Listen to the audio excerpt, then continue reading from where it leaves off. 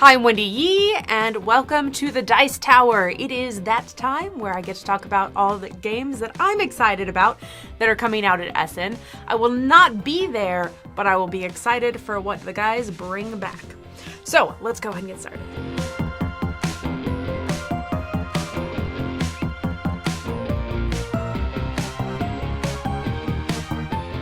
Every year before these big conventions, I like to scroll through the BGG list that talks about what's going to come out at Essen, what's for demo, what's for preview, all that kind of stuff, the games for sale that are new and upcoming, right? And so as I go through that, I like to sort by the thumbs, which is basically like the hotness of it. And after I had already picked some games on my list, things I was excited about, I was like, oh, I should sort by that and look kind of to see what everybody else is really interested in. And one of the games that I'm excited about happens to be the number one game that I guess all of you were excited about as well. And that is Orllo, the Prague Astronomical Clock. I think I pronounced that correctly. Anyways, this is an absolutely fascinating clock that I had heard nothing about before this, but it was a really cool looking Euro game with this awesome, two sets of rondelles. It is a beautiful astronomical clock. So I did very little bit of research, just kind of looking into it. I watched a video of it, the 29 or 27 seconds of its actual performance, and it's really cool. So I guess this is a medieval clock that has been updated and, preserved over the years and kind of changed a little bit here and there. But really, it's still the core of what it was, which is this astronomical clock. And so in this game, we are people trying to make the calendar for it so that it works properly and kind of build this whole thing. And so it looks like an absolutely gorgeous Euro instead of, one of those really like dry beige looking ones that I also very much love. And so it's gonna be cool. I'm excited about this one. Another one on my personal list is also very high on that Essen list, and that is Recall. In fact, it might be number 2. Now that I'm thinking about it. Anyways, I was just really caught by the cover of this. I love eyes. I think that they're absolutely beautiful. They're just like art on the human body, you know what I mean? Like, I just think they're gorgeous. And so to have this beautiful eye color cover, I was like, oh, I just want to look at that. I didn't even know what it was. But it is actually by the people the design team that made Revive, which fabulous game. Really love that game. And I guess that you have a tribe and you're trying to get your tribe to increase its technology by exploring ancient civilizations. And so you are, I don't know all the mechanics behind it, but like there's obviously engine building and stuff going on as you're building up your tribe and you're building up that technology that you're searching for. So there's exploration and there's these cool stuff. So this is one I'm excited about. Beautiful cover. Revive was a fabulous game. Still love it. So this one, very thrilled to try out. Next up on my list, I'm going to talk about the one expansion I'm excited for. Now, there are a lot of expansions coming out, and that probably could be its own list. But I'm honestly not usually that excited in expanding games that I love already because I tend to appreciate them for what they are. And so it takes a very specific expansion for me to be excited. Now, I have really enjoyed the Pirates of Maracaibo expansions that have come out so far. Absolutely love the game. And so the Pirates of Maracaibo, the Bermuda Triangle expansion, is the one that I'm excited to try, excited to learn a little bit more about.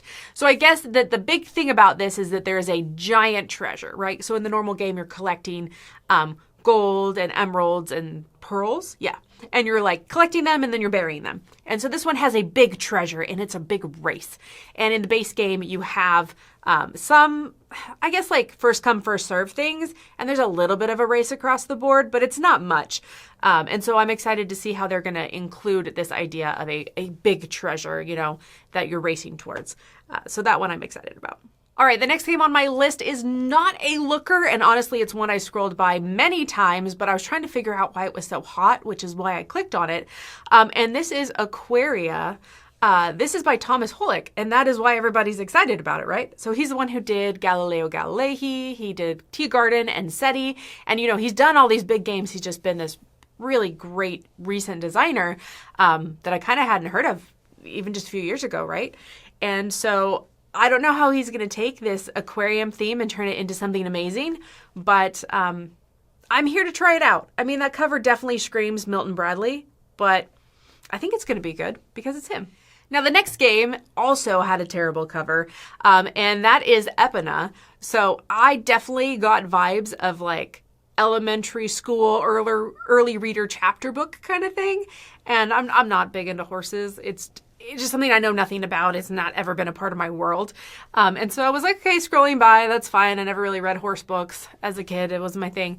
And I was like, you know what? Let me check it out. It's by Delicious Games. It's by Vladimir Suchy. I mean, this combination brought me Evacuation, which is a fabulous game. And so this is one I was like, okay, I can try this out. This whole like being an equestrian entrepreneur in the 1920s. Like, cool. I'm down for this. So I guess in this game, you are, trying to build up your business and you're trying to, get your stables and get your horses and get all the things that you need to be in this equestrian line of business. And I think the horses have like a big end game kind of scoring thing. And so, of course, that makes sense. And the theme of the game that the horses are really the core of it all, right? It doesn't matter what brush you're using on your horse as much as it matters the horse, the breeding stock that you have and all of that. So once again, I know nothing about horses, but I'm in it for this one. So Vladimir Suchy, let's do this. Okay, so I have dissed on the last couple covers, but this one is really pretty, and this one is Bohemians. And I have to say the artwork is gorgeous. Like, this is the way to use watercolor. It has this refined element to it, but it's also very whimsical because it has that watercolor style to it. And I think it's gorgeous, absolutely gorgeous. And so this is Portal Games, and they're the ones who did like Arc Nova. So fabulous line in history for them. And this looks like it has some interesting lining up of the cards. So on the card, it looks like you have these little like symbol lines. And if you line it up with another card, then it like completes it. And I assume you can trigger it. And so it's an interesting combination of that bohemian theme of being the aspiring artist mixed with, I do like those mechanisms where you're trying to put the little cards together. You're trying to line up stuff, but of course you can't make everything trigger. So I'm excited to see kind of where that goes mechanically. And of course, gorgeous artwork. The next one on my list that I'm excited about is a Danny Garcia game, and this is coming of age. So he did Windmill Valley, he did Barcelona. I mean, some of these games that I really love, right? And it's coming out by Ludo Novo, which is the publishing company. But I guess this is the game of life. That's what it sounds like. So you start out as a kid and you're making decisions, but you're kids. You don't have a ton of choices, right? But as you progress through life, the choices that you make will affect future choices, and you'll have more options because you're an adult and you get to choose whether you want to change your life versus like, do you want soccer or do you want cheer? Pick a choice, right? So I'm excited kind of to see what this progresses through, and I have no idea about the mechanisms other than, that one thing will allow you to have different choices. And so it almost sounds like a choose your own adventure, but I definitely expect the beautiful Euro-y mechanisms that I love because it's Danny Garcia. So why not? The game that is next on my list is Skybridge, and this is by Deep Print Games. And they came out with Beer and Bread and Civolution and Sky Mines, the reprint of Mombasa. So I'm interested in because of that name. But it is a tableau builder that I guess you're building this bridge and you're playing these cards out in these 5 different rune slots, but then the card that's on top is going to be the one that triggers or gets a trigger. So I don't know a ton about it, but it sounds interesting. I like tableau builders, so we'll see how this one goes. The last 2 games on my list for my most anticipated are both from Alley Cat Games.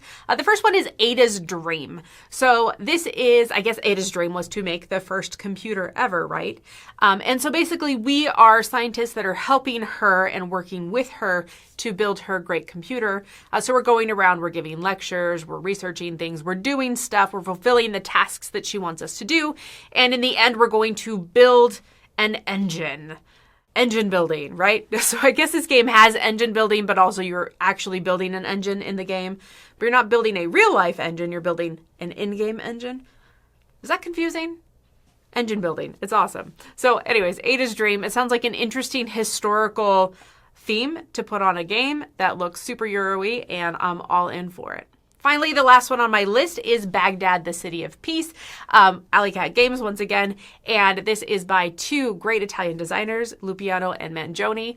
And this is a game that has rondelles, like quite a few games actually that I looked at. I feel like rondels are all the rage right now. But it also has this programmed hand management system where you're basically playing a card into your tableau, and as you do so, it's like kicking off a different card. And I don't know how many cards are in that tableau or what you get to do with the cards that are out there, but it sounds interesting. And I guess we're viziers trying to do good stuff in building our city of peace and making it a good, happy place. So I'm always in for trying really anything from the different Italian designers that all work kind of together. I definitely have my favorites, but I'm excited to see what they have. So there you go. That is everything that I'm excited about from Essen. Okay, well, maybe just at least the top 10 that I'm excited about from Essen. So there's tons of good games. There are some other games that also we've either played or we already have in the office that I am kind of just, I don't know, they're honorable mentions, I guess. So for sure, Luthier, like check that one out. Seven Wonders Dice. Super good. Thebe, I haven't actually played yet, and I didn't put on my anticipated list because I'm going to get it played probably before Essen happens or soon. Anyways, that one's going to be soon. And then White Castle Duel. I haven't played that yet, but I know some people that have. So there you go. There's some honorable mentions. Check out all of that stuff. In the meantime, go check out any of our other videos. So enjoy Essen. I'm Wendy Yee. This is the Dice Hour, and keep playing games.